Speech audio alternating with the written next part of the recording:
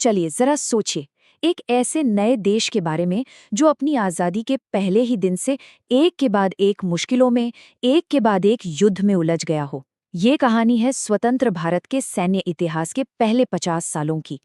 ये सच में एक अग्नि परीक्षा थी जिसने इस देश की नींव को परखा। 32 अपने वजूद में आने के पहले 50 सालों में भारत की सेना कम से कम 32 बड़े सैन्य अभियानों में शामिल थी। सोचिए, 32। ये कोई छोटा मोटा आंकड़ा नहीं है। ये संख्या अपने आप में एक पूरी कहानी कहती है कि एक नए देश के लिए कितनी असाधारण चुनौती थी। ये बात आप जानते हैं, पूरी स्थिति को एक लाइन में बयां कर देती है। भारत के पास एक नई सरकार तो थी, पर दशकों के सैन्य अनुभव की भारी कमी थी। इसका मतलब ये हुआ कि हर फैसला, हर रणनीति सीधे युद्ध के मैदान में ही सीखी जा रही थी, जहां गलतियों की कीमत बहुत बहुत ज्यादा थी। तो चलिए अब थोड़ा गहराई में उतरते हैं और समझते हैं कि उन चुनौतियों का पैमाना और उनकी वैरायटी क्या थी जिनका सामना भारत ने अपनी आज़ादी के फौरन बाद किया। ये लड़ाई सिर्फ एक मोर्चे पर नहीं थी। और देखिए, ऐसा नहीं था कि ये चुनौतियां एक एक करके आईं। नहीं, अंतर्राज्यीय युद्ध मतलब दूसरे देशों से लड़ाई, आंतरिक विद्रोह यानी देश के अंदर की अशांति, और अंतर्राष्ट्रीय शांति मिशन, ये सब अक्सर एक साथ या फिर एक के तुरंत बाद एक होते रहते थे। देश को सही से संभलने का मौका ही नहीं मिल रहा था और उसकी सहनशक्ति की लगातार परीक्षा हो रही थी। लेकिन इतनी मुश्किलों के बावजूद जो सबसे कमाल की बात निकल कर आती है, वो है भारत का अद्भुत लचीलापन। इन लगातार झटकों के बीच भारत का न सिर्फ टिके रहना, बल्कि हर बार फिर से उबर जाना अपने आप में एक असाधारण उपलब्धि थी। ये सहनशक्ति और सहिष्णुता की एक मिसाल है। चलिए अब अपना फोकस उन बड़े युद्धों पर लाते हैं जिन्होंने भारत की सीमाओं को और उसकी शुरुआती विदेश नीति को एक शक्ल दी।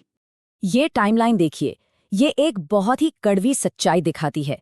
आज़ादी के कुछ ही महीने बाद 1947 में पाकिस्तान से युद्ध, फिर 1962 में चीन से एक बड़ी हार, उसके ठीक बाद 1965 में फिर पाकिस्तान से जंग, और फिर 1971 में एक और युद्ध।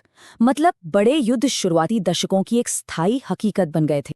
1962 के युद्ध से पहले एक नारा बहुत गूंजता था, हिंदी चीनी भाई भाई। ये एक तरह के भ्रम के दौर का प्रतीक था, जहां दोस्ती के दिखावे के पर्दे के पीछे सीमा पर तनाव लगातार बढ़ता ही जा रहा था।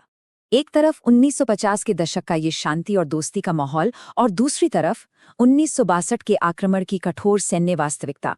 ये एक ऐसा झटका था जिसने भारत की विदेश नीति को हमेशा हमेशा के लिए बदल कर रख दिया।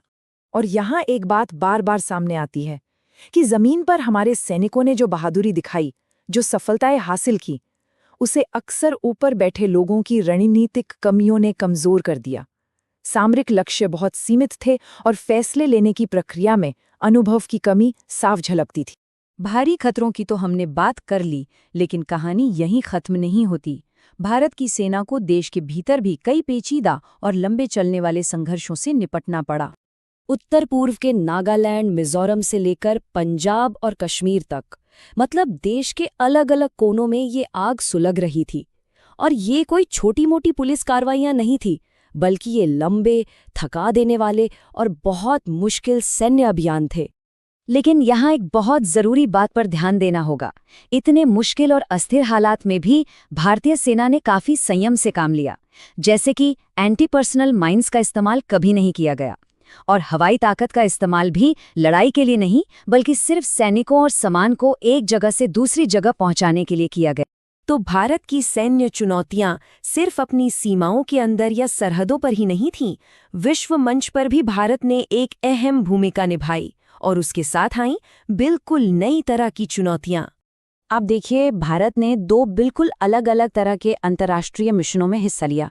एक था संयुक्त राष्ट्र के झंडे तले शांति स्थापना, जिसका मकसद था निगरानी करना, और दूसरा था द्विपक्षीय समझौतों के तहत शांति लागू करना, जो असल में एक लड़ाकू अभियान था, जैसे कि श्रीलंका में।